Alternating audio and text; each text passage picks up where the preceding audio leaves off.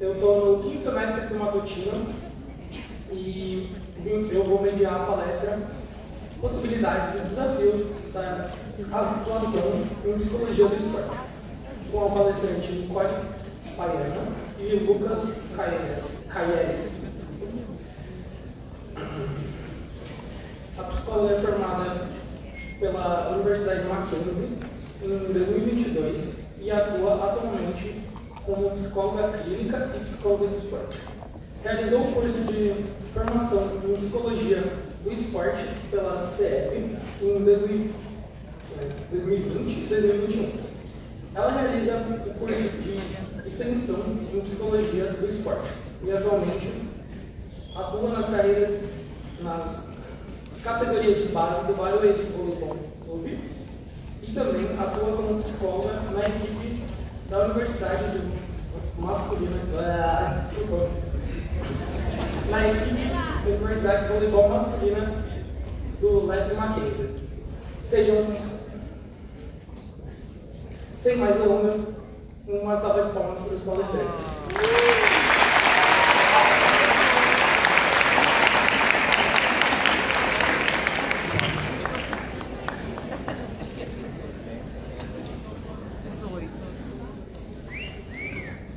Oi, gente, boa noite. Está indo para escutar bem? Tá. Boa noite a todos. A gente queria primeiro agradecer aí o convite, a oportunidade de poder estar participando aqui da jornada de psicologia. É um prazer para a gente estar aqui representando a PESPILSA. E hoje a gente vai falar um pouquinho com vocês sobre as possibilidades e oportunidades em psicologia do esporte. Então, eu sou a Nicole, ele é o Lucas, como o Matheus já apresentou a gente, né? Eu sou formada pela Universidade Presbiteriana Mackenzie e também faço curso de formação em Psicologia do Esporte e Psicologia Clínica do Esporte da Sâmia Laje. Eu atuo atualmente nas categorias de base do Barueri Voleibol Clube e também como equipe universitária de voleibol masculino. Né? Além disso, eu atuo também na minha clínica, né? Na minha clínica do esporte, como atleta de jiu-jitsu e também tenho meu trabalho de psicologia clínica além disso.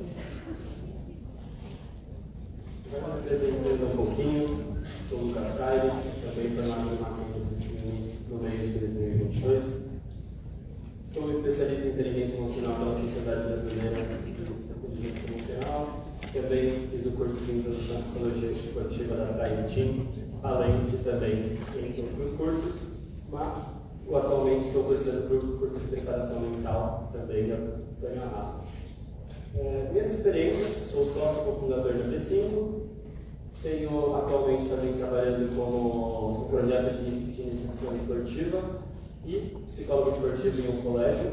E na minha carreira já atuei com equipes de rugby, de vôlei, de esportes, além de com um trabalho no estágio como um atleta de squash, em que durante um ano alcançamos o top 4 no Brasil.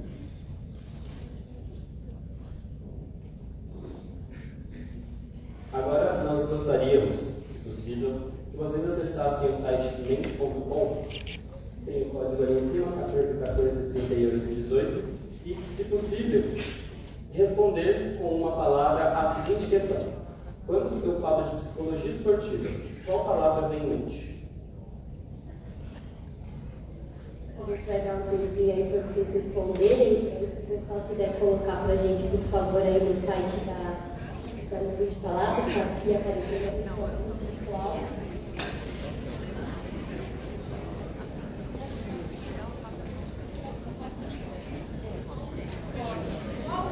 Pode. 143818.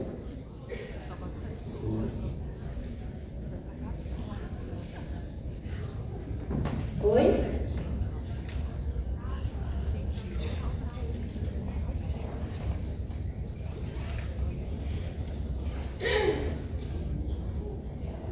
Pode colocar, né? Obrigada. Legal. Determinação, concentração, lidar com desafios, desempenho, habilidade cognitiva, motivação, incentivo e esporte, treinamento mental, assessoramento, superação, resiliência, constância. Legal, galera. A gente pode também mandar depois um print para o pessoal da comissão para eles compartilharem com vocês como ficou essa nuvem no final de todo mundo que respondeu. Mas a ideia era pensar um pouco no que vocês associavam à psicologia do esporte.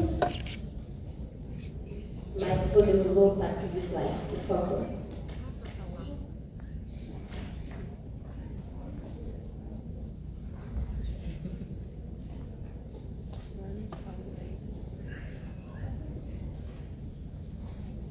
Bom, a ideia é a gente começar pensando um pouco então do que vocês associam aí à psicologia do esporte, né? E é muito comum a gente associar a psicologia do esporte a principalmente desempenho, motivação e essas questões, mas a psicologia do esporte ela é uma área de estudo, né? De todo o comportamento que acontece em contexto esportivo ou de prática de atividade física e que pode ter a atuação de um profissional. Então, os psicólogos, eles compõem equipes interdisciplinares em contextos esportivos, podendo atuar em instituições ou mesmo com atletas individualmente, e faz parte das ciências dos esportes, né? E é interessante trazer que a psicologia do esporte, ela veio para o Brasil, primeiro pela área de educação física e outras áreas de ciências do esporte, e depois a psicologia foi se apropriando disso e investindo mais em pesquisas, investindo mais em se apropriar dessa área aqui no Brasil. Ela é uma especialidade também dentro da psicologia. Agora falando um pouquinho do histórico da psicologia esportiva, tá? Mundialmente, a psicologia esportiva se deu início um pouco depois da Guerra Fria. Faz tanto tempo assim? Sim. Ela foi basicamente uma disputa entre dois blocos políticos, o comunismo e o capitalismo, onde a União Soviética, quando estava tendo a corrida espacial, eles buscaram outras formas de ganhar resultado e desempenho dos seus cosmonautas. Então, eles buscaram técnicas, atualmente um pouco complicado, mas eles buscavam de técnicas para conseguir o melhor desempenho no espaço e, posteriormente, eles começaram a utilizar dessas técnicas no esporte. E foi onde eles se destacaram durante algum tempo nessa disputa esportiva. Agora, falando um pouco sobre a psicologia esportiva no Brasil, ela começou antes da psicologia ser realmente considerada no Brasil. Então, em 1958, João Carvalhais iniciou projetos com alguns times e se deu início. Mas a psicologia só foi afirmada no Brasil em 1960.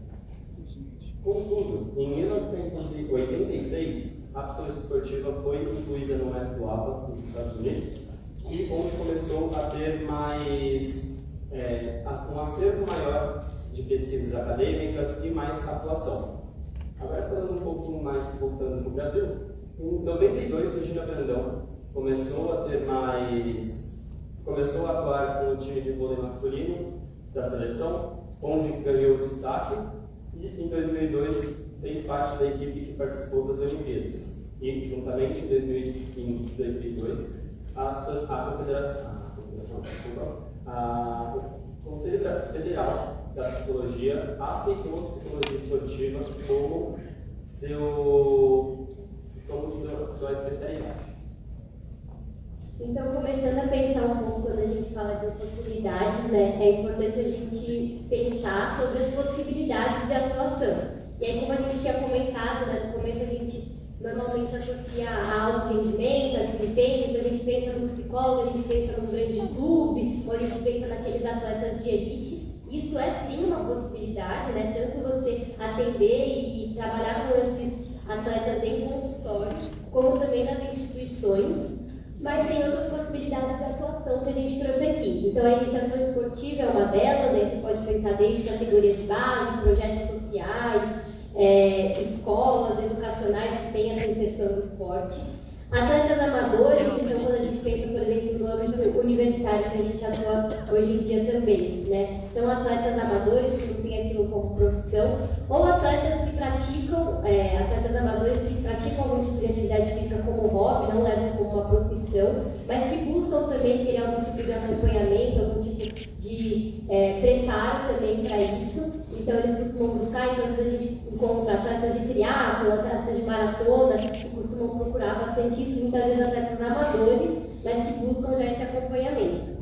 Tem a área acadêmica também que é possível, então produção de pesquisas, estudos, parte de formação, que é muito importante, e a parte de transição de carreira também, que a gente pouco fala no esporte, mas que também é uma área que o psicólogo do esporte pode estar atuando, né? E aí a gente fala dessas áreas, a gente fala da importância do psicólogo do esporte, que tenha um conhecimento da psicologia esportiva, que se busque esse tipo de conhecimento, que é totalmente diferente do trabalho de psicólogo clínico, ou de psicólogo educacional, seja numa escola, ou psicólogo institucional. É um psicólogo que ele vai se apropriar das particularidades dos esportes, das modalidades que ele vai estar atuando, das particularidades das técnicas também, que já tem estudos e já tem sua base ali na psicologia esportiva, esse olhar para o mundo do esporte diferenciado.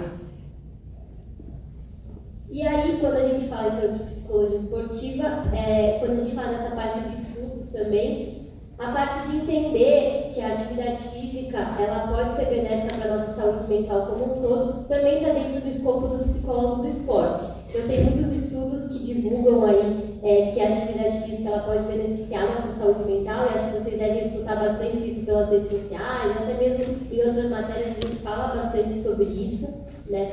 E aí quando a gente fala do mundo do esporte, do mundo principalmente do alto rendimento, a gente acaba caindo, não sei se eu diria numa contradição, mas esse dilema, né, que a atividade física é benéfica para a nossa saúde mental e pode estar em prol da nossa saúde mental, mas muitas vezes esse ambiente do mundo do alto rendimento, ele também causa muito sofrimento, né? Então não é porque o atleta está lá praticando atividade física e praticando muita atividade física que ele está com a saúde mental, não é porque ele está lá ganhando medalha de ouro nas Olimpíadas que a saúde mental dele necessariamente está em dia, né? Tem muitas coisas desse ambiente, dessa cultura também que influenciam essa saúde mental do atleta.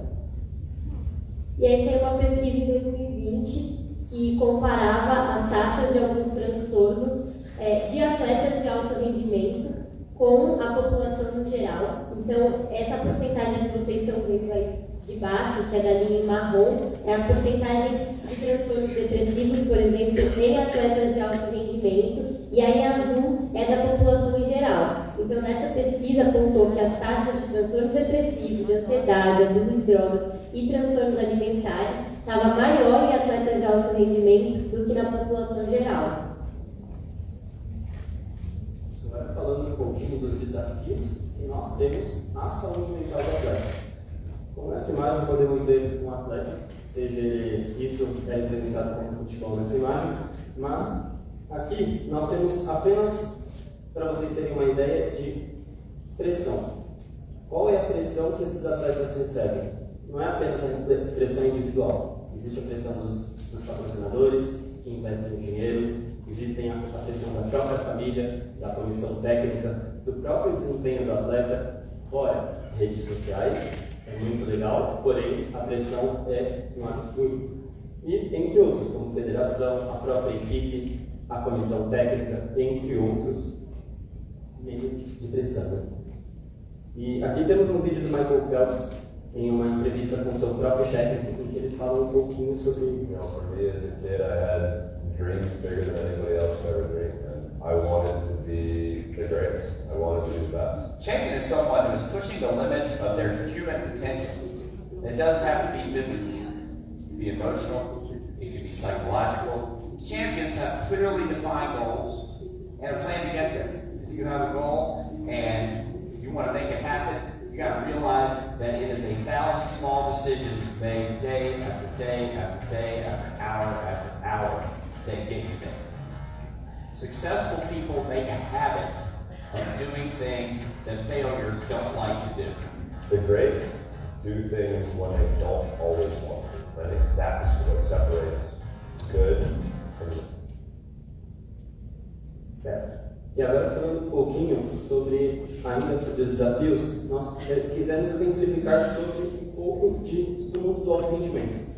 sobre a cultura do no pain, no gain, que é muito forte, né? Vemos principalmente isso no mundo dos praticantes de academia, mas, como eu disse anteriormente, toda a pressão, toda a cobrança, em que não necessariamente você precisa ter a dor e o sofrimento para ter ganhos. Nós, psicólogos esportivos, temos sim essa função de equilibrar essa dor, essa pressão para o desempenho. E isso é algo muito complicado. Além da individualização das dificuldades. Eu sou um indivíduo, Nicole é um indivíduo, o Matheus que está aqui do meu lado é um indivíduo. Não podemos colocar na mesma caixinha as nossas dificuldades. As nossas dificuldades como equipe não vêm com as nossas dificuldades como indivíduos, tá? E aqui nós temos duas mensagens, duas frases. Uma de Usain Bolt, e sempre há limites. Nós sempre chegamos nos nossos limites. Mas esse é realmente o nosso limite máximo? Ou existem outros limites que nós desconhecemos? Estamos sempre em busca dos nossos limites. E outro é do Michael Phelps. E você não pode colocar um limite em nada. Até porque nós desconhecemos os nossos próprios limites. Às vezes a gente vai correr 5 km, e daí você está lá correndo e de repente você correu 7, correu 10. E aí, o limite não era 5, de repente eu corri 10. Então nós não podemos estimular os nossos limites porque eles são sempre quebrados. Nós sempre buscamos alcançar e buscar outros limites. Acho que também tem um ponto que é um pouco contraditório quando a gente pensa nisso no mundo do esporte, né? Que a gente tem essa lógica dos limites sempre ultrapassáveis e tudo mais, mas como também acaba muitas vezes podendo ser perigoso um atleta completamente desconhecer os seus limites, né? Então ele ignora qualquer tipo de dor porque ele está acostumado a sentir dor, ele ignora qualquer tipo de sofrimento porque ele está acostumado a sentir isso. E aí isso acaba sendo um pouco complicado de pensar nesse mundo, né? De que até onde ele vai pensando nessas questões, né? Até onde ele vai aceitar esse tipo de situação, né? No mundo esportivo, principalmente do alto rendimento, não se fala de fraquezas. Se eu falo de fraqueza, esta minha fala sobre fraqueza vai cair para mim sob pressão. Então, quando eu me estresso, volta para mim como pressão. Então, ainda existe um paradigma muito grande sobre isso. E aí, então, falando um pouquinho das nossas técnicas e possibilidades de atuação, a nossa forma de trabalhar, né, no primeiro momento, a gente trabalha primeiro se apresentando, né, se apresentando como profissionais e apresentando a psicologia do esporte para o atleta ou para o grupo que a gente está chegando, que muitas vezes eles não conhecem ou eles podem ter tido outras experiências anteriores que às vezes não são igual à nossa forma de trabalho, então é importante ter isso claro, né? E aí no primeiro momento, logo depois disso, então segue na avaliação, e aí existem diversas formas que você pode fazer a avaliação, mas acho que um dos principais pontos que a gente traz é você poder vivenciar esse mundo do esporte com aquele atleta. Então conhecer um treino, conhecer um jogo, conhecer um campeonato, quando possível, você buscar se aproximar da comissão técnica e entender a realidade daquele atleta ou daquele grupo. E depois passa para o planejamento, entendendo as demandas, como que você vai planejar essa intervenção, a parte da intervenção em si, e aí então volta para esse ciclo. Você avalia os resultados dessa intervenção, você avalia o que ainda pode ser trabalhado, e você segue para o planejamento e para a intervenção de novo. E aí, pensando um pouco em como a gente pode atuar, então a gente pode trabalhar com dinâmicas de grupo em algumas situações específicas, a gente pode trabalhar com treinamento de habilidades ou treinamento utilizando algumas técnicas específicas para trabalhar algumas habilidades, sejam elas cognitivas ou outros tipos de habilidades. A gente pode atuar junto com a comissão técnica, a gente pode atuar nas relações que acontecem ali, então a relação do atleta com os outros integrantes, a relação do atleta com o técnico. Mas a gente também pode atuar pensando no espaço de escuta que a gente pode oferecer para esses atletas, para escutar esse sujeito atleta, né? O que seria esse sujeito atleta? É para ele ter possibilidade de falar sobre essas coisas que realmente não são muitas vezes aceitas de serem faladas em outros espaços. Você poder escutar essa pessoa por trás desse atleta, né? Esse indivíduo que tem, além dele ser atleta, o que mais que tem ali. E muitas vezes ele não pode falar sobre isso. Então também ter esse espaço. e também poder estar olhando para essa rotina dele, como que ele organiza essa rotina dele, e poder estar trabalhando também com inserções de novos, seja rituais, novas atividades até, que estejam pensando nesse bem-estar dele e no autocuidado também. Agora falando um pouco das técnicas básicas que nós utilizamos na psicologia esportiva. Técnicas básicas porque existem inúmeras técnicas e não necessariamente eu vou passar todas essas 4 técnicas. Não, cada atleta é único, cada atleta tem um plano de intervenção, cada atleta eu vou atuar de uma forma diferente. Então, falando um pouquinho das técnicas de relaxamento. Basicamente, técnicas de relaxamento, pensa no quê? Relaxar. Sim, relaxamos. É utilizado geralmente num pré-competitivo, às vezes para você trabalhar com a equipe na véspera de campeonato, onde existe uma ansiedade muito grande. Mas quando eu falo técnica de relaxamento, não necessariamente é sobre relaxar. Eu ensino técnicas de respiração de forma que eu possa levar o atleta a ativar. E muitas vezes, por exemplo, eu vou correr uma maratona, daí a pessoa chega para mim e fala, faça uma hiperventilação. Ué, mas eu vou correr uma maratona de 10 km, porque eu vou hiperventilar? Não, existe a técnica correta de respiração que eu vou passar para esse atleta de forma que ele consiga manter o foco durante e faça a preparação. A segunda técnica é estabelecimentos de meta. Por exemplo, minha meta esse ano, 1.200 dias na academia. Vai chegar no ano, faltando 100 dias para acabar, gente, não consegui. Então a gente vai estipulando metas em longo prazo, em curto prazo e em médio prazo. Por que em curto prazo? Para que eu me sinta motivado a continuar na meta, a alcançar a meta de longo prazo. Então, vou 2 vezes na semana na academia, vou 3 vezes na semana. Durante o mês, fui 10 vezes, fui 20 vezes. Aí sim vou trabalhando. Outra técnica é a autofala, que é uma técnica que nós utilizamos para que o atleta identifique uma palavra-chave no seu meio, que faça sentido para ele, para que ele possa focar. Isso é num âmbito mais objetivo. Em esportes muito dinâmicos, como o futebol, em que estou lá como meio-campista, que existem muitos estímulos, eu não vou parar em um momento e falar, calma, respira, não. É muito dinâmico, então são técnicas que eu não posso utilizar. Mas, por exemplo, ao bater um pênalti, eu posso ter uma técnica de autofala, para que eu consiga focar no momento e executar da melhor forma possível.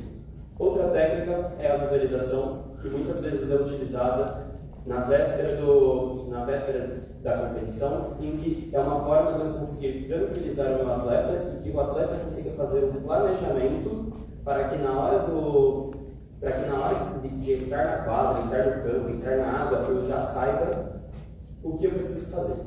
Então agora nós vamos colocar um vídeo o primeiro vídeo é eu atuando com a equipe de vôlei, passando uma técnica de relaxamento.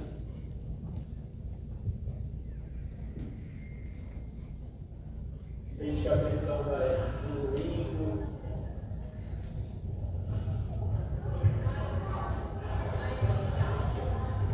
Sente o vento batendo na perna, no rosto. Prestando atenção nesses detalhes.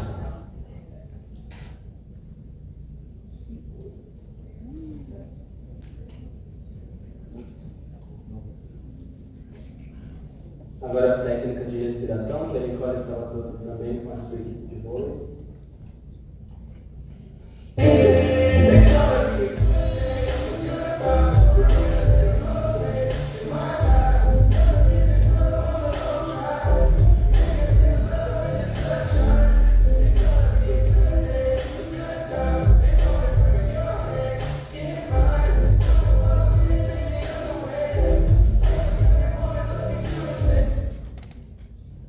E agora, por último, mais uma vez, Michael Phelps, em que ele fala um relato de como ele usou a visualização para ganhar os 200 metros por minuto. When I would visualize, I visualize every single, getting up to a meet, I would visualize probably a month or so in advance, just of what could happen, what I want to happen, and what I don't want to happen. Because when it happened, I was prepared for it. So, when I go into 2008 and in the 200 fly, my goggles fill up with water the first 25, and I'm so blind for 35 meters. I revert back to what I did in training and count my throws. Champions value the process more than any particular. Esse vídeo do Michael Phelps, do técnico dele, tem completo no YouTube, se vocês quiserem ver. A gente trouxe esses dois recortes porque a gente achou mais interessante. Vai dar para vocês verem lá também. E aí, falando um pouco sobre o crescimento da psicologia do esporte, então, quando a gente quer falar também de oportunidades para vocês, né, a gente trouxe aqui um pouco do histórico desse crescimento da psicologia do esporte no Brasil, baseado nas Olimpíadas e a visibilidade que a psicologia do esporte vem ganhando nesses últimos anos. Então, os profissionais consideram ali a Olimpíada de 2016, aqui no Rio, como um dos marcos de grande crescimento da psicologia do esporte, grande destaque da psicologia do esporte. Mas uma das primeiras vezes que foi um psicólogo foi em Atenas, de 2004. Esse psicólogo alemão, ele tinha um laboratório aqui na UFMG, na qual ele fazia várias pesquisas de desenvolvimento da psicologia do esporte. E ele foi chamado tanto para as equipes olímpicas quanto para as equipes paralímpicas. Só que era um único psicólogo para todas essas equipes e todos esses atletas. Então vocês podem imaginar o quão desafiador deve ter sido para ele conseguir, no fim, não dar conta, porque não tem como dar conta de tudo isso. Em Pequim, 2008, as equipes e os atletas que tinham psicólogo foram aquelas que investiram por fora nisso, e as equipes de vôlei feminino, taekwondo e vela foram casos de sucesso que tiveram grande destaque por ganhar medalhas, por destacarem o trabalho da psicologia do esporte em conjunto nesse processo deles do Olímpico, e foi ganhando esse reconhecimento. E aí, em Londres, em 2012, o COB ele pagou os psicólogos e financiou os psicólogos que já estavam atuando com algumas equipes e com alguns atletas de destaque. Então, começou ali uma movimentação dentro do COB para isso, mas ainda não eram todos que tinham acesso. E aí, já no Rio, em 2016, eles montaram uma equipe, então eles chamaram, se não me engano, 3 psicólogos que montaram essa equipe que ia trabalhar dentro do Comitê Olímpico, que iam trabalhar desde as categorias de base, da parte de formação, e em conjunto com outros psicólogos que iam atuando com as equipes em especial. E aí nessa Olimpíada teve um destaque muito grande, porque foi uma das Olimpíadas que o Brasil ganhou mais medalhas, e dentro dessas medalhas que o Brasil ganhou, a maioria tinha participação de um psicólogo na equipe. Então o destaque para isso foi muito grande, porque até nas entrevistas os atletas começaram a comentar bastante e agradecer aos psicólogos e a esses profissionais. Então foi ganhando muito destaque. E aí nas Olimpíadas de Tóquio de 2020, teve também aí um acompanhamento, ainda segue tendo a equipe de psicologia de esporte, preparação mental dentro do Comitê Olímpico. E na de 2020 teve o destaque de ter a discussão também sobre a pandemia, né? E como que todo esse meio também afetou cada atleta de uma forma muito particular. Só uma curiosidade, das 19 medalhas de ouro que o Brasil ganhou em 2016, 16 medalhas de ouro foram das equipes que estavam sendo acompanhadas por psicólogo esportivo.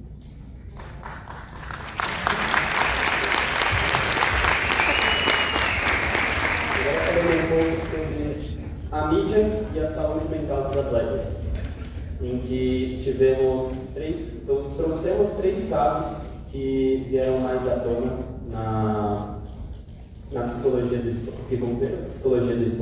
O primeiro caso foi de Naomi Osaka, que ela pediu para não participar do Roland Garros em 2021, desculpe, e para cuidar da sua saúde mental. Então ela abriu mão de disputar o Roland Garros, que é um dos, ou se não, o maior torneio de tênis, para cuidar da sua saúde mental. E durante entrevistas ela sabia que veio desenvolvendo um quadro depressivo desde 2018. Então esse foi o primeiro caso que já trouxe um holofote a mais para a saúde mental.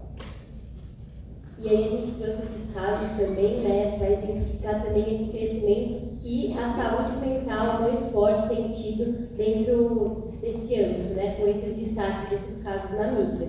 Então teve o caso da Simone Biles também, que repercutiu bastante durante as Olimpíadas de Tóquio. Ela tinha já 4 ouros olímpicos de 2016, era uma das grandes favoritas aí a medalha, trazer mais medalhas para os Estados Unidos na ginástica artística em 2021 nas Olimpíadas de Tóquio. E ela se recusou a participar tanto das finais de equipe quanto nas finais individuais, E aí ela também deu a declaração que era por questões de saúde mental, que ela precisava cuidar da sua saúde mental, e ela teve essa atitude, né, 2 meses depois desse caso da Naomi, teve uma grande repercussão, teve um grande debate em cima disso, muitas pessoas muito chocadas também. E aí é interessante pensar, né, como que possivelmente a pandemia pode também ter impactado dentro desses quadros, assim, pensando que ela também foi uma atleta que fez uma declaração quando eles declararam que iam adiar as Olimpíadas 1 ano. Ela falou, já foram 4 anos que a gente fica nessa preparação maluca de Olimpíadas e agora a gente vai ter que passar mais 1 ano de preparação, né? E é um debate muito grande, porque, enfim, ela provavelmente continuou em preparação quando estava a pandemia, muitos atletas não tiveram a mesma condição, mas também teve o caso Larry, que foi muito à tona, que foi o caso do médico, que fazia parte da comissão de ginástica artística dos Estados Unidos, que ele foi denunciado por várias atletas, e tem até um documentário no Netflix, quem ainda não assistiu, super recomendo, é muito bom, mas é muito delicado, chama Atleta A. Ele fala sobre abuso, ele fala sobre violência, foi um técnico que acabou abusando, um médico que acabou abusando das atletas, e ela fez uma declaração e apoiou essas atletas que haviam feito a denúncia e que estavam nesse movimento, e declarou que ela também havia sido abusada por esse médico, né? Então, quanto de questões ali estavam em volta, e mesmo assim foi muito questionada essa decisão dela. Agora trazendo um caso mais do Brasil, onde Gabriel Medina, no ano de 2022, no início em fevereiro de 2022, ele anunciou que não iria participar das etapas do WCT por motivos de ele precisava cuidar da sua saúde mental. Onde em 2021, nas Olimpíadas, primeiras Olimpíadas em que o surf estava presente, a disputa de terceiro lugar teve um resultado um pouco polêmico e que, além disso, ele vinha passando por problemas com a família, então ele teve algumas desconexões e discordâncias com a sua mãe e seu padrasto, ex-técnico, que devido a isso ele acabou mudando de técnico. Além disso, houve também o rompimento do seu antigo relacionamento, e que ele decidiu parar em janeiro para cuidar da sua saúde mental, e acabou voltando em setembro para disputar as 5 últimas etapas do WCT, onde voltou depois em entrevistas dizendo que estava no seu melhor momento, depois de ter passado por um momento muito turbulento, e junto disso foi com o acompanhamento da Carmen de Pedro, que é uma psicóloga do esporte muito reconhecida e muito renomada aqui atualmente. E aí, então, a gente resolveu trazer para compartilhar com vocês um pouco, né, já que a gente ia falar das possibilidades e desafios, a gente resolveu compartilhar com vocês um pouco do que foram os nossos desafios, né, então hoje a gente está trabalhando já em algumas coisas de psicologia do esporte, né, mas a gente quis trazer para compartilhar um pouco dos nossos desafios e o que a gente buscou, que a gente sente que nos ajudou bastante. Então, uma das coisas que normalmente a gente tem poucas oportunidades na faculdade para conhecer a psicologia do esporte e para poder se aproximar dessa área, se aprofundar nessa área e até experimentar essa área, né? A gente acabou tendo a sorte de ter um professor durante a nossa graduação que entrou na faculdade, que ele era da psicologia do esporte e atualmente ele trabalha até no Comitê Olímpico, é coordenador do setor de preparação mental lá, mas que ele acabou implementando a matéria optativa de psicologia do esporte e fomentou muito os estágios em psicologia do esporte lá. Então a gente teve a oportunidade de ter essa matéria com ele, de conhecê-lo e dele poder recomendar para a gente também aonde a gente poderia buscar cursos fora e a gente poder ir atrás desses cursos, porque de fato, mesmo a gente tendo a optativa na faculdade, é muito pouco que a gente tem, né? Se nem isso a gente consegue ter muitas vezes, é muito importante a gente buscar lugares fora, que a gente possa ter acesso a esse tipo de conhecimento e lugares reconhecidos, né? Lugares que ofereçam esses cursos de qualidade e que sejam também uma boa preparação. E é difícil porque não tem um único centro que você pesquisa esse centro e aí a partir dali você consegue achar os cursos mais recomendados da psicologia. Você precisa ir muito atrás e procurar pessoas que trabalham na área, escutar um pouco dessas pessoas, o que elas têm que indicar ficar, então foi um pouco do que a gente fez para buscar esses cursos por fora, né? Mas as oportunidades que a gente teve na faculdade, tentar aproveitá-las ao máximo, apesar dos desafios, né? Exatamente. Um dos desafios que eu passei muito foi que todo o meu final da faculdade foi na pandemia. Então, todos os meus estágios obrigatórios foram durante a pandemia. Eu não podia atuar com os atletas, não tinha competições para acompanhar os atletas, nós tínhamos que fazer os atendimentos online, nós não podíamos acompanhar os atletas pessoalmente e nós tínhamos que nos virar, simplesmente. Ou nos virávamos ou nos virávamos, não tínhamos muito o que fazer. Então, a pandemia também foi uma dificuldade muito complicada para nós, mas agradecemos a oportunidade que nós tivemos na faculdade, porque mesmo com tudo, nós tivemos uma pequena oportunidade de ter um professor que é muito renomado, o Eduardo Silo, para nos ensinar e passar um pouquinho da sua bagagem.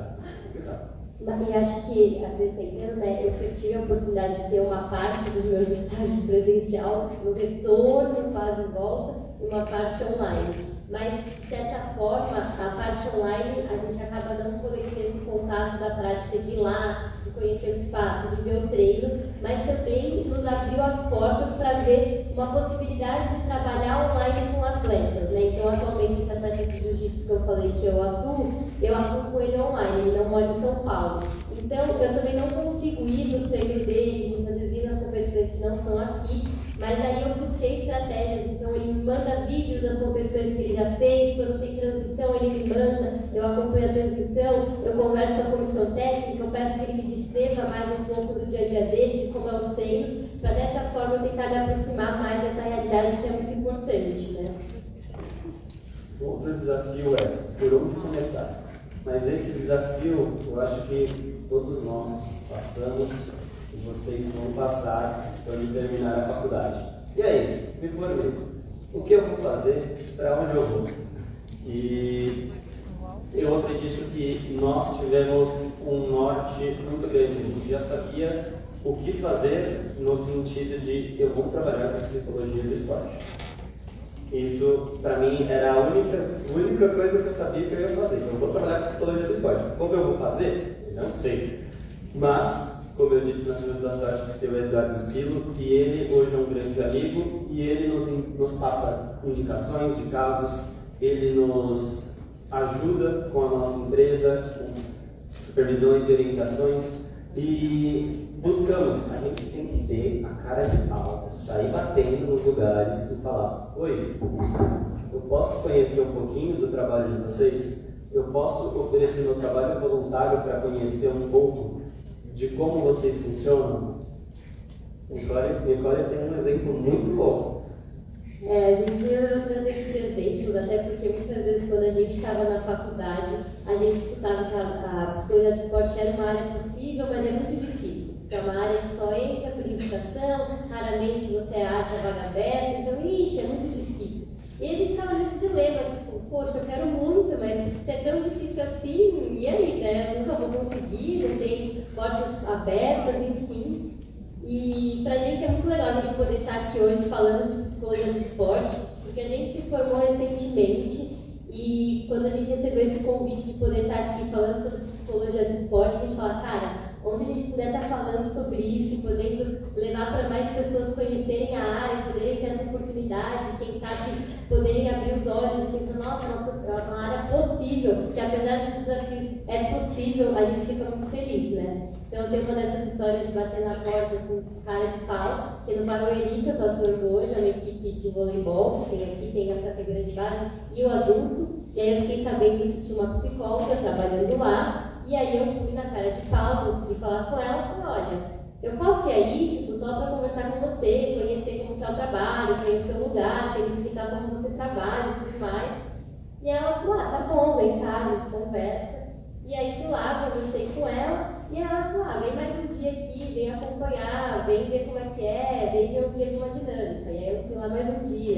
E ela, vem no outro dia, e eu fui lá mais um dia. E eu falei, olha, se vocês, eu estou me formando, eu quero muito atuar nessa área, mas eu não tenho ainda um lugar certo para atuar, estou começando agora. Então se vocês precisarem de alguém aí para ajudar, disposição e tudo mais. E aí hoje eu estou lá atuando com eles, assim, dessa forma, né? Então eu fui conseguindo estar acompanhando o trabalho dela, e aí aos poucos a gente vai trocando, então ela me passa muitas dicas também de como foi para ela começar nessa área. E é muito bom poder conhecer essas pessoas e escutar como que as pessoas foram entrando na área. E ao mesmo tempo a gente vai trocando, então ela vai me perguntando, vai me dando um pouco de espaço, e aí eu vou trocando com ela, e aí é muito interessante, assim, eu tenho aprendido muito e tem sido uma oportunidade, assim, absurda para mim e muito incrível, um dos esportes que eu mais gosto, então foi muito legal. Então vale a pena ser cara de pau, a gente vai tomar muitos nãos na cara, a gente vai tomar muitas portas fechadas, assim, eu digo que não são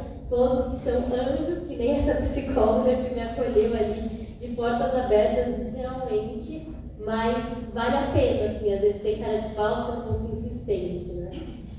E nós temos que passar pela experiência, nós temos que ter a experiência. Nós não vamos começar já no mundo da psicologia esportiva, já, por exemplo, então, eu vou trabalhar com o meu peso cheio e não vou receber, não vou ter a experiência. Não, gente, toda experiência é muito bem-vinda. O quanto de experiência, se você puder, tiver a oportunidade de utilizar de clubes para observar, aprender sobre e vivenciar qual é o estilo do clube, como é a vivência de clube, ou acompanhar a vida de um atleta, acompanhe. Isso é experiência. Experiência não necessariamente é dinheiro. Experiência é tudo. E acho que tem um ponto também para a gente que é muito importante, que foi a gente se fortalecer como grupo, e aí a gente também vai falar um pouco da nossa empresa, né, da P5, que a gente se juntou com eu, o Lucas, a Gabi, o Gustavo que está aqui também, e mais um colega nosso, o Arthur. A gente se juntou com esses psicólogos que a gente conheceu na faculdade, que também tinham muito interesse e muita vontade de atuar na área da psicologia do esporte. E a gente falou, como que a gente pode se fortalecer como grupo para a gente tentar achar o nosso espaço, para a gente tentar buscar o nosso espaço.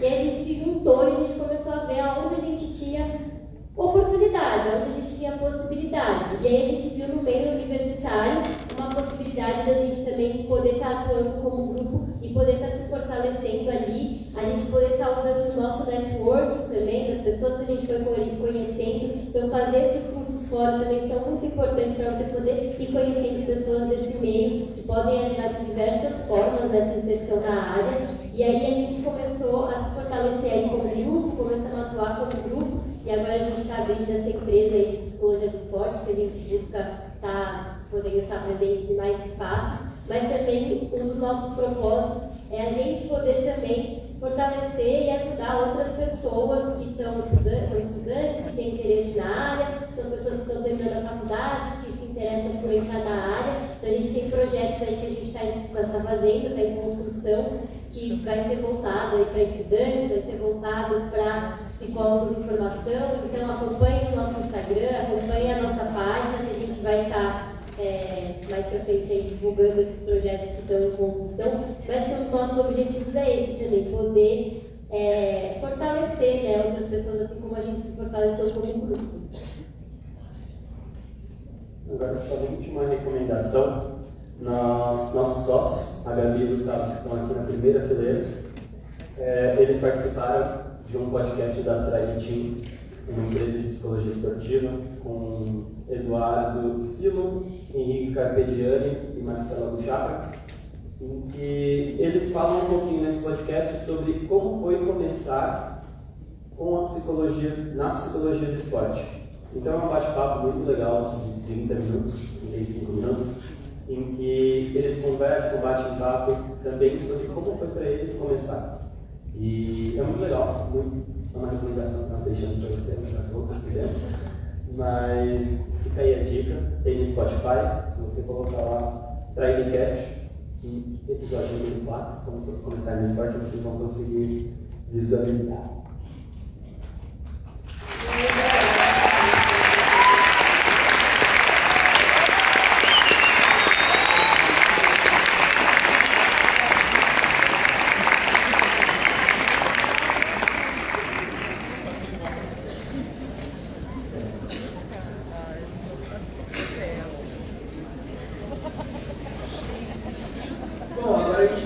perguntas, tanto as que enviaram no Forms, quanto vocês da plateia, se tiverem alguma pergunta, só levantar a mão.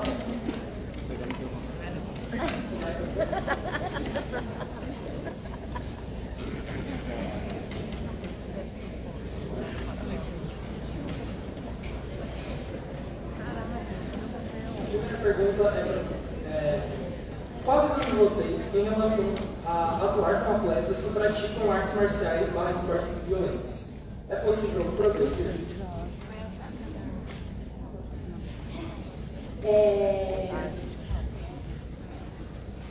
Sim, eu acho que a gente tem possibilidade de atuação em todos os esportes, assim, em todas as modalidades, em todas as atividades físicas. Acaba sendo, não sei se um tabu ou uma visão às vezes um pouco deturbada, talvez, das artes marciais associadas a modalidades muito violentas, a pessoas muito violentas. E é até interessante porque eu atuo com um atleta de jiu-jitsu, né? E ele já comentava comigo de um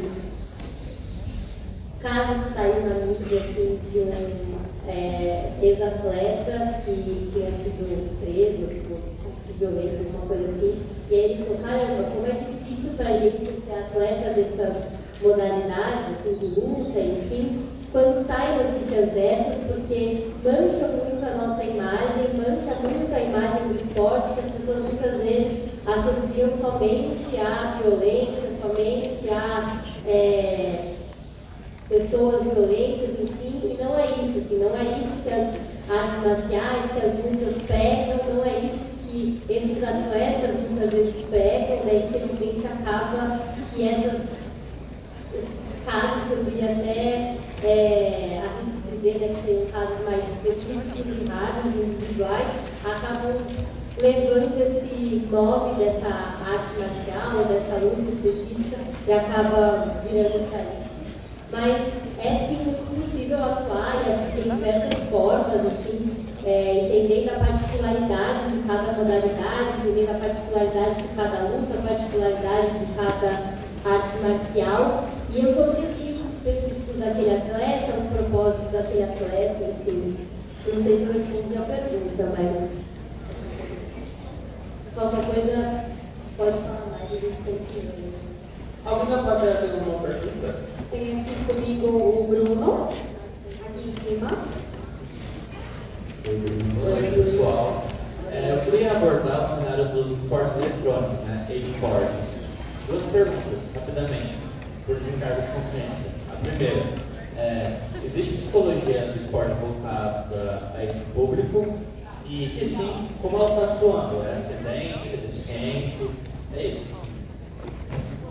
Bruno, primeiramente, muito obrigado pela pergunta.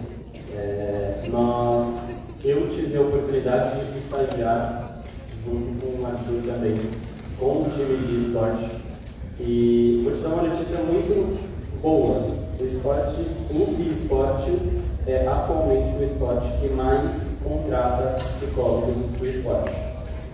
Então, é um cenário que prega muito a saúde mental do atleta, uma vez que é um trabalho muito mental, é um trabalho que você tem que ficar na frente do computador, em que você tem que basicamente conscientizar o atleta que a vida não é o computador.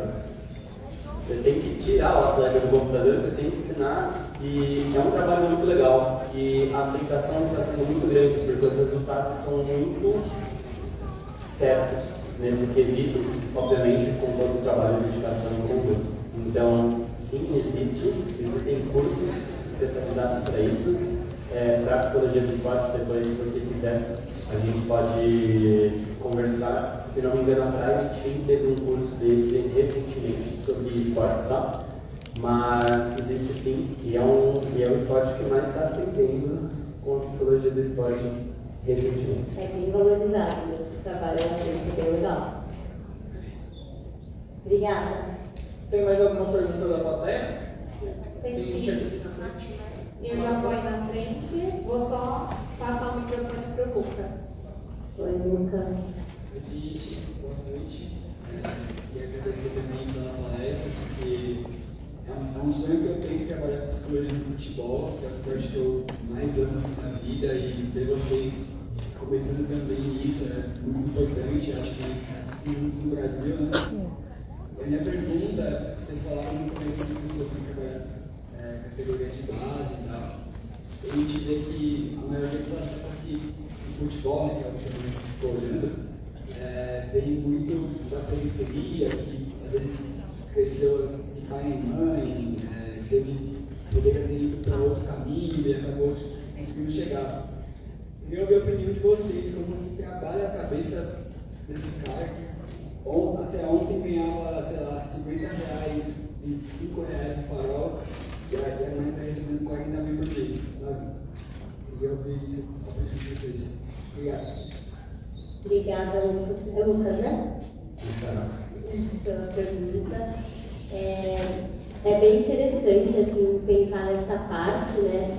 Acaba que, às vezes, a gente conversa e a gente fala, né? Tipo, o psicólogo do esporte muitas vezes precisa se aproximar também e pegar conhecimentos da psicologia social, pegar conhecimentos, às vezes, da psicologia educacional, pegar conhecimentos da psicologia institucional e poder estar fazendo essa relação e essa conversa entre as áreas, né? E quando a gente pensa aí nessas realidades e na realidade de muitos atletas e na história de cada um, é muito importante também a gente ter esse olhar mais amplo, né? E acho que é muito o que a gente prega também da nossa visão, da nossa empresa na psicologia do esporte, para a gente poder olhar para esses atletas de uma forma mais ampla, que a gente possa olhar para o contexto histórico, que a gente possa olhar para o contexto social de onde esse atleta veio e poder trabalhar com isso, né? Então, falando especificamente aí do que você falou, eu acho que é um trabalho que muitas vezes ele começa ali simplesmente com a mudança desse atleta, que é uma das primeiras coisas, uma das coisas que acontece é desse atleta se mudar para ir morar, por exemplo, no centro de treinamento do clube. Então, muitos atletas eles saem da realidade das famílias ou saem de perto das famílias muito cedo para morar nesses centros de treinamento, morar e vivenciar com atletas de realidades diferentes e aí lidar com essas diferenças e com essas mudanças, mas também é um processo, né? Esse atleta que saiu aí dessa realidade que ele estava, até o atleta começar a crescer e o atleta ascender e começar a receber mais salário, bem patrocinador, enfim, ele é um processo que muitas vezes a gente vê esse boom, e aí é um atleta que estourou e aí deu esse boom, e aí é um trabalho específico ali de como que ele está lidando com todas essas mudanças, e acho que entra muito naquele slide que o Lucas colocou do atleta e das diversas coisas envolvidas, né? Então, aos poucos ele vai sendo inserido a trabalhar com a questão da comissão técnica, com a questão da mídia, aí entra o patrocinador trabalhar com o patrocinador, aí ele começa a ganhar dinheiro, trabalhar com... E aí, como que você usa esse dinheiro? Como que você cuida do seu dinheiro? O que é isso que você está recebendo? O que é isso para você? Né? Então, acho que é todo um processo também de... acho que tanto de atuar com os profissionais que trabalham com esses atletas, eles terem a consciência da realidade desses atletas com quem eles estão trabalhando, como também trabalhar com esses atletas como está sendo toda essa mudança para eles, né? Seja uma mudança de localidade, seja uma mudança de realidade social, seja uma mudança de novas responsabilidades, novas pressões que ele tenha que lidar também, que com certeza vem junto nesse pacote. Então, é possível tanto o trabalho de grupo quanto o trabalho individual, por exemplo, nesses casos de acompanhamento, mas de poder trabalhar nessas temáticas, né? De poder olhar para todas essas temáticas. Não sei se respondi a pergunta. E pensando também que você está falando de uma categoria de base, é um adolescente, ou às vezes é até uma criança, quando a gente coloca na ginástica artística, por exemplo, em que o auge de uma pessoa, de um atleta de ginástica artística é 17 anos. A pessoa não está preparada, ela não tem toda a preparação mental, não tem todo o preparo. Então, nós temos um trabalho muito de psicoeducação que nós temos que fazer bem intenso, porque é muitas, como o exemplo que você deu, pessoas às vezes ganham R$50 de repente 40 mil. É muito drástica a mudança, é muito drástica. Então, é uma psicoeducação constante e é uma psicoeducação que tem que ser feita em conjunto, não somente com o atleta, mas com a família, Porque muitas vezes, meu filho já ganhou dinheiro para toda a vida, a gente não precisa mais nem trabalhar. E daí coloca toda a pressão em cima da criança, ou do atleta no caso. E ele não está totalmente desenvolvido. Então, é uma psicoeducação com a família, com a comissão técnica, com tudo. Então, é um trabalho muito prazeroso, porque é um trabalho, quanto mais minha experiência, tá? Com crianças, com os meus atletas, é o quê? Eles desenvolvem muito rápido. Então, não tem tantas barreiras, não tem tantos obstáculos, porque quando eles querem, eles vão fazer. A criança se desenvolve numa velocidade absurda. E é muito bom, mas é um processo de psicoeducação muito cuidadoso que temos que fazer. E eu acho que eu acrescentaria 2 pontos nisso também. Primeiro ponto, que é de um trabalho que eu acho muito desafiador assim, nesse ambiente, que é trabalhar com todo mundo que está ali e também permitir que aquela criança possa ser criança e que aquele adolescente possa ser adolescente nesses espaços. Porque eles começam a ter muitas responsabilidades e muitas vezes eles são meio que forçados a amadurecer muito rápido, ganhar responsabilidade muito rápido. Imagina, se foi morar sozinho, ele já tem uma certa responsabilidade com o quarto dele, com estar sozinho, e aí ele tem a pressão, ele tem as coisas que eles precisam lidar. E aí, às vezes, e aí, que espaço você tem para brincar, que espaço você tem para ser criança, que espaço você tem para ser adolescente. Muitas vezes eles não têm esse espaço. E aí, às vezes, costuma ser uma briguinha, assim, com a comissão técnica, com a instituição, enfim, para proporcionar isso para eles também, né? Acho que também é o nosso papel, muitas vezes, ser um pouco incômodo na visão dessas pessoas, mas também não deixar que as coisas sejam sempre assim, porque elas são assim. Tem que ser assim porque o atleta precisa disso, porque o fulano de tal se formou aqui e hoje ele é um bambambam. Beleza, mas e aí? E acho que um outro ponto que eu acrescentaria, que acho que tem muito também no esporte de uma forma geral, mas no futebol acho que também tem muito, é a questão de, muitas vezes, a família colocar muitas expectativas do atleta também, que ele vá se tornar o Neymar. Tipo, meu filho é o novo Cristiano Ronaldo, meu filho é o novo Messi, meu filho é o novo Neymar, ou enfim, qualquer outro jogador que vocês quiserem.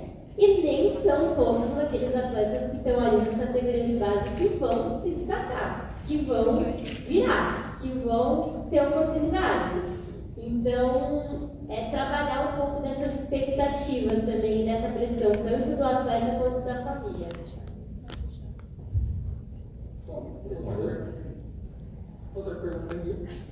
A psicologia pode intervir na competição de algum atleta? Por exemplo, um jogador de futebol não jogar uma partida por questões psicológicas? Com toda certeza. Mas uma coisa que nós temos que deixar muito bem claro: a psicologia não cuida de coisas objetivas. Não adianta na véspera de um jogo você me chamar para cuidar de uma equipe que eu não faço milagre. Hoje nós estamos incêndio, né? A gente gosta dessa frase. Nós não somos bombeiros. Nós trabalhamos e nós fazemos um trabalho progressivo, como a Nicole disse, nós avaliamos, planejamos, intervimos e daí depois avaliamos novamente. Não adianta me chamar na véspera da Copa do Mundo faltando um mês para falar: meu time está um caos, se vira. Não é assim. Não é assim. Não adianta você me pagar bem, porque se der errado, a culpa não vai ser do técnico, não vai ser de quem está me chamando, vai ser do psicólogo. Mas a gente tinha contratado um psicólogo. E aí? Por que ele não resolveu? Meu amigo, nós trabalhamos a curto, médio e longo prazo. E a curto prazo não significa que eu faça milagres. A curto prazo eu faço o atleta entender o motivo, muitas vezes avalio e olha lá. E acho que também não vai ser uma coisa assim, que vai ser um psicólogo vai chegar lá, você? Não. É uma decisão que provavelmente vai ser pensada em conjunto com o atleta, com a comissão, vai ser uma decisão em conjunto, né? Que eu acho que isso é o que é mais importante, assim, né? Que seja uma decisão em conjunto, que todo mundo ali pense junto do porquê, e enfim, isso vai ser também uma coisa assim. Alguma outra pergunta da plateia? Tem uma uma pergunta aqui da Júlia. Boa noite, gente. Primeiro queria parabenizar vocês. Eu acho que é muito bonito ver pessoas assim formadas em psicologia já empreendendo e se colocando no mercado. É muito difícil ter isso, então parabéns. E eu vou fazer a pergunta, que é em relação a em que espaço que é feito o trabalho de vocês. Por exemplo, pensando num ginásio de lead, que está acontecendo muito treinos ali ao mesmo tempo, com pessoas diferentes. Qual o espaço físico mesmo vocês se colocam ali? É um buraco que dá, ou sabe? Ou tem algum dia específico que vocês param e fazem esse trabalho? Como é que funciona isso na prática?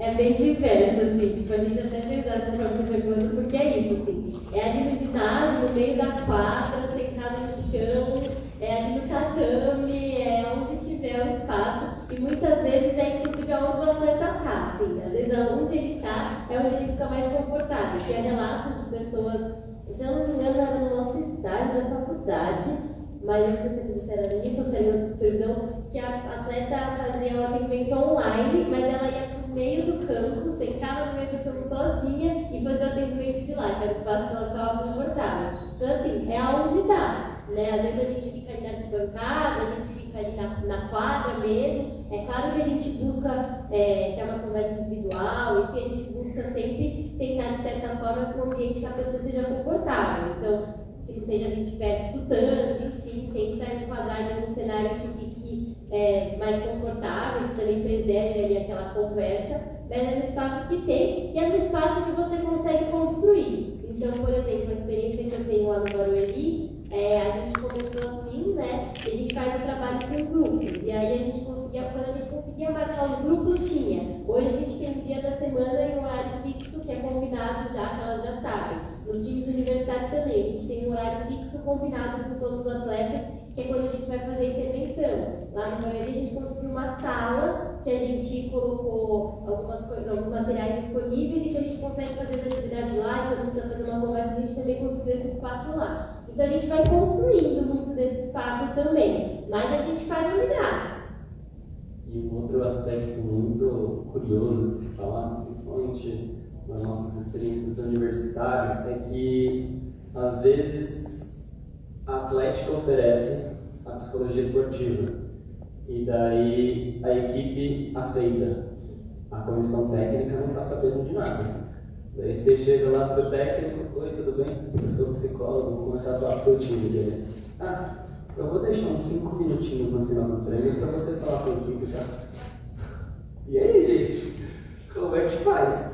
E é isso também, o tempo também é conquistado. O tempo é muitas vezes conquistado. E geralmente o que acontece? É um bem bolado que você tem que fazer com os atletas de tipo, quem consegue ficar mais depois do treino, vamos levantar a mão. Se der, a gente faz antes. Se der, a gente faz depois. Mas é um trabalho de formiguinha muitas vezes, porque ainda existe muito preconceito para com o nosso trabalho. Então é passinho, passinho, até que a gente consegue. Hoje está com uma sala ali para conseguir atuar, mas começou do lado de fora do ginásio, dentro do ginásio. Deu para responder? Obrigado. Vamos fazer mais uma última pergunta? É da Juliana. Oi, gente, boa noite. Boa noite. Queria primeiro te agradecer, porque eu acho que eu passei por esse semestre já, mas eu não fazia ideia que a psicologia do esporte é assim tão bacana, assim, eu saí daqui sempre encantada, mas eu não vou alcançar, mas eu estou sempre encantada. A minha dúvida é como que funciona o acompanhamento de um atleta lesionado, porque acho que quando a gente pensa em lesão no atleta, a gente pensa muito mais em acompanhamento de fisioterapia, do físico, e não pensa muito na cabeça do atleta, né? E tem casos que o atleta não volta nunca mais a jogar, uma lesão feia. Queria saber como que é esse acompanhamento, como é que funciona esse processo todo. Primeiramente, muito obrigado pela pergunta. Que bom que conseguimos plantar uma sementinha da psicologia esportiva aí. Mas tudo bem se você não quiser seguir, mas se quiser acompanhar a página, será um prazer. É assim, é um trabalho de muita confiança que nós temos que ter. Muitas vezes o atleta vem depois de uma lesão em busca de um psicólogo esportivo.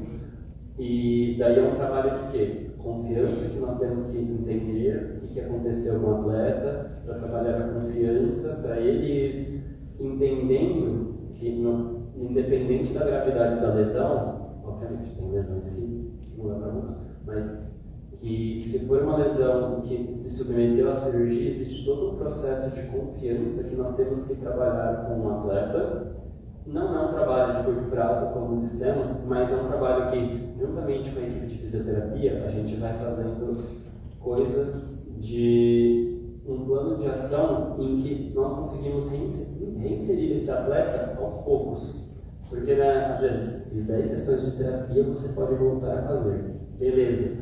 Estou voltando lá assim para o meu esporte e eu não tenho confiança. Então, eu volto, muitas vezes a lesão acontece novamente por eu não estar confiante.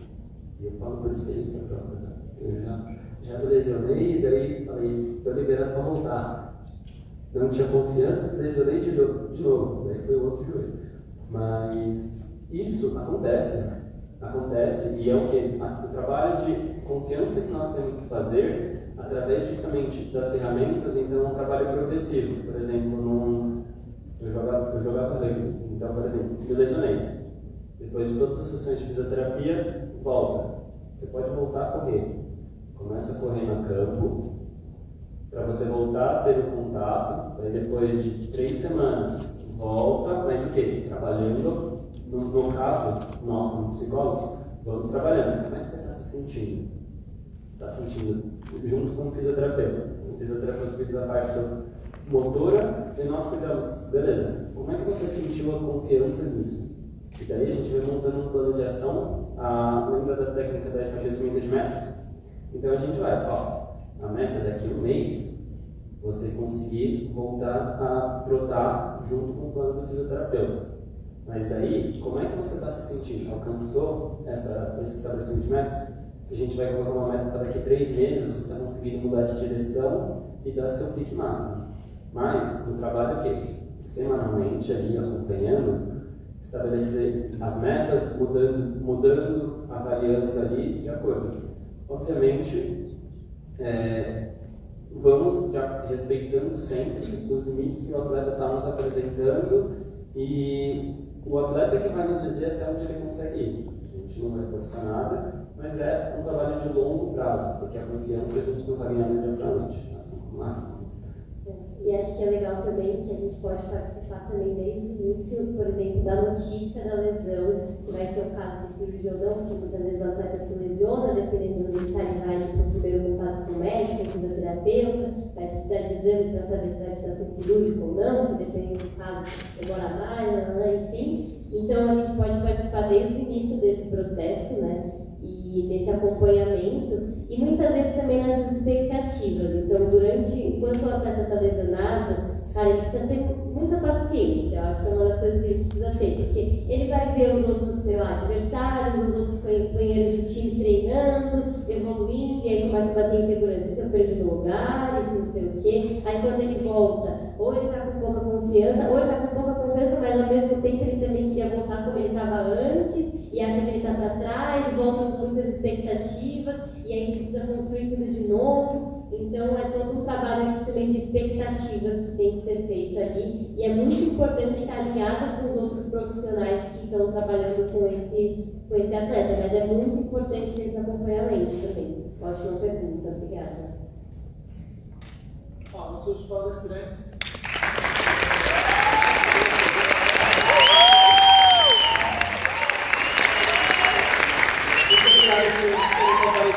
Muito obrigado por terem comparecido. Muito obrigado pelo convite, gente.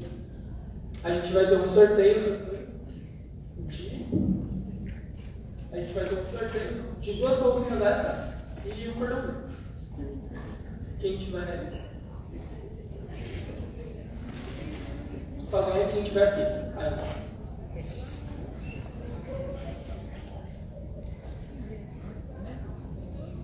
Marcelo Nascimento Pereira, Camilo da Silva. Estão aqui?